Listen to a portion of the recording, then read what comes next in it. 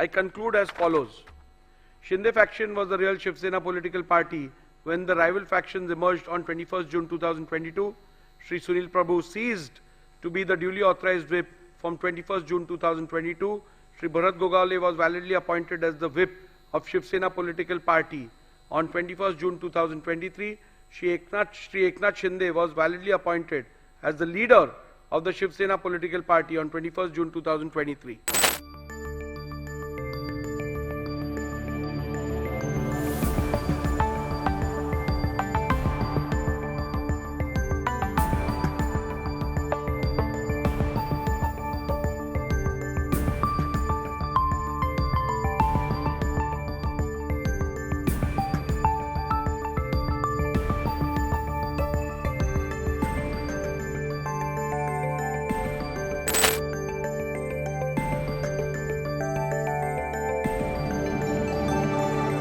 As is evident from the submissions of the parties, there is no consensus on the constitution submitted to the Election Commission of India with consent of both the factions.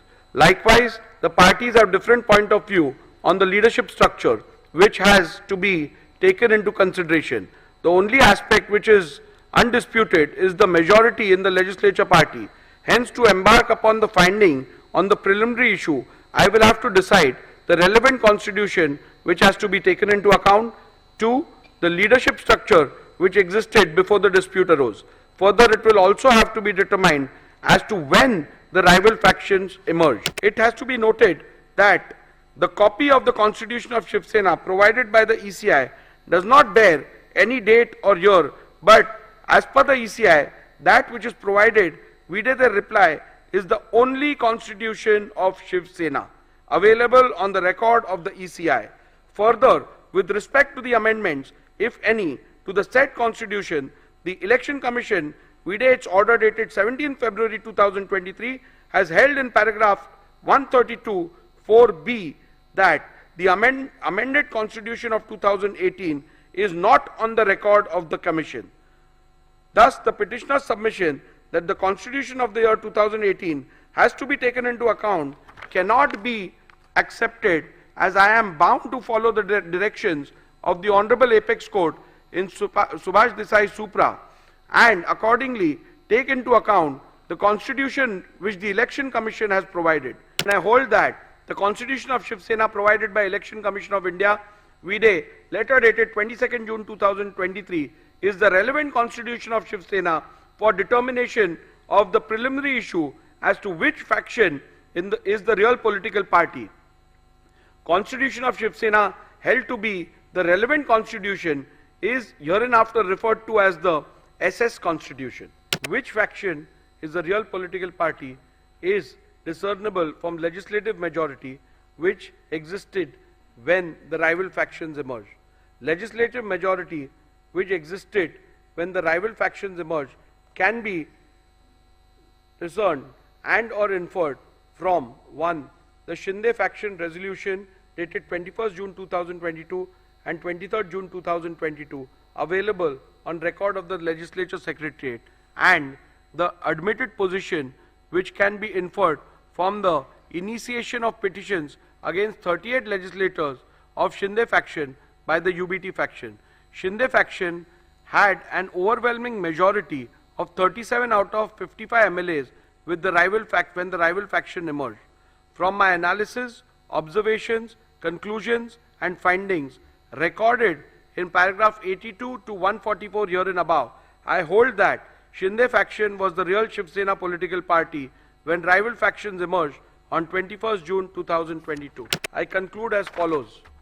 Shinde-faction was the real Shiv Sena political party when the rival factions emerged on 21st June 2022. Shri Sunil Prabhu ceased to be the duly authorized whip from 21st June 2022. Shri Bharat Gogale was validly appointed as the whip of Shiv Sena political party on 21st June 2023. Shri Eknath Shinde was validly appointed as the leader of the Shiv Sena political party on 21st June 2023.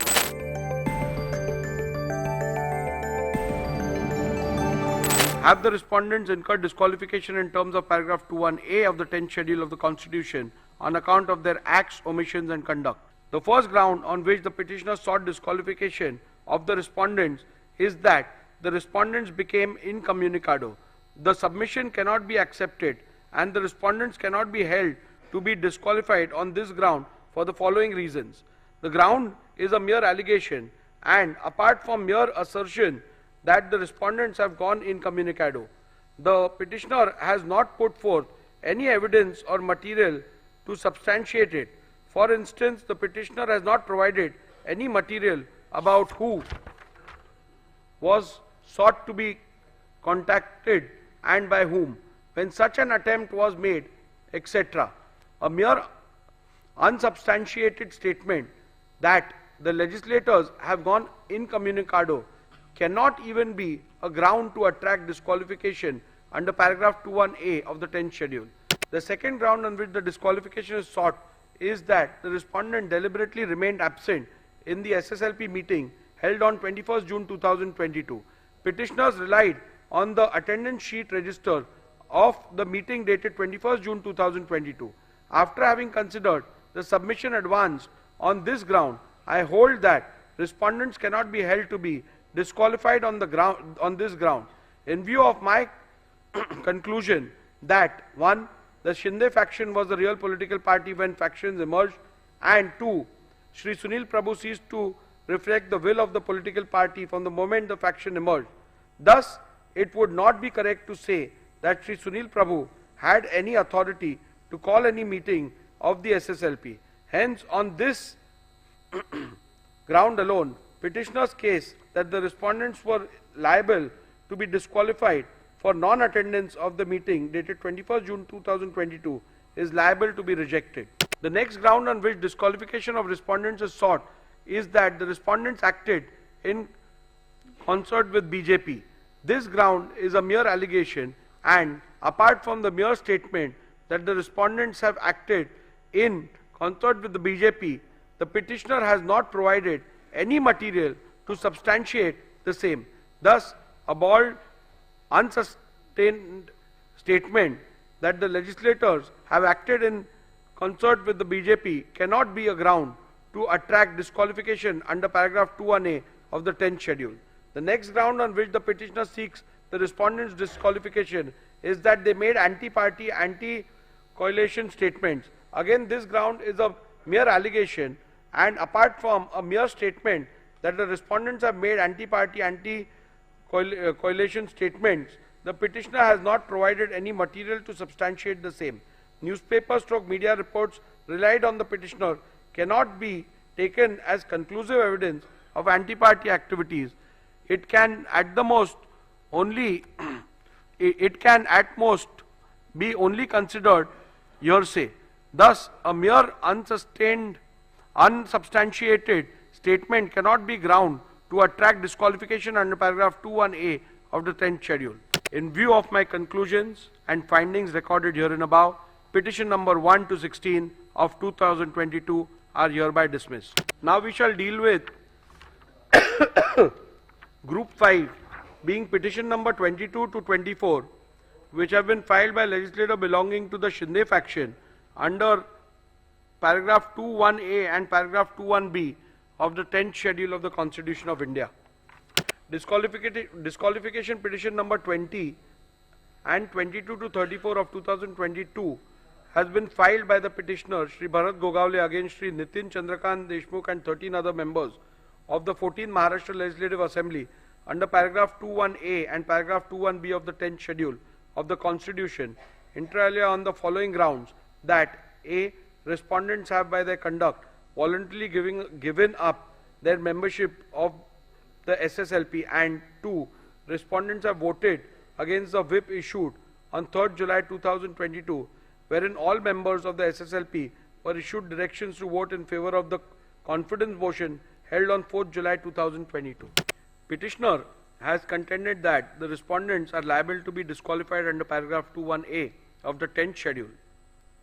This submission cannot be accepted, and the respondents cannot be held to be disqualified on the grounds for the reasons that this ground is a mere allegation, and apart from mere assertion that the respondents have voluntarily given up the membership of SSLP, the petitioner has not put forth any evidence or material to substantiate it. A mere unsubstantiated statement that the legislators have voluntarily given up the membership cannot be a ground to attract disqualification under paragraph 21A of the 10th schedule. I have perused my record as well as a copy of the whip issued by the petitioner, which is signed by the petitioner as Chief Whip and Shri Eknath Shinde as the leader of the legislature party. Though the petitioner tried to show that the said whip was served and delivered on the respondents, the petitioner has failed to prove the service of the whip on each and every MLA of Shiv Sena. I have also examined in detail the cross-examination of the petitioner, Shri Bharat Gogavle, and have found major inconsistency in the answers regarding physical service of the whip, and therefore this evidence cannot be accepted. Insofar as delivery by WhatsApp is concerned, the same also was produced on the last day of the evidence despite ample opportunity for the same. Even the pleadings filed by the petitioner are silent on the issue of service. In these circumstances, it will not be justifiable for me to take on record a document purporting to be a screenshot of WhatsApp messages which were admittedly sent through a third person mobile number, i.e. one Mr. Santosh Kadam, who also did not step into the witness box. Thus, petitioner's plea to disqualify respondents cannot be accepted. In view of my conclusion, the findings recorded herein above, petition number 20 and 22 to 34 of 2022 are hereby dismissed.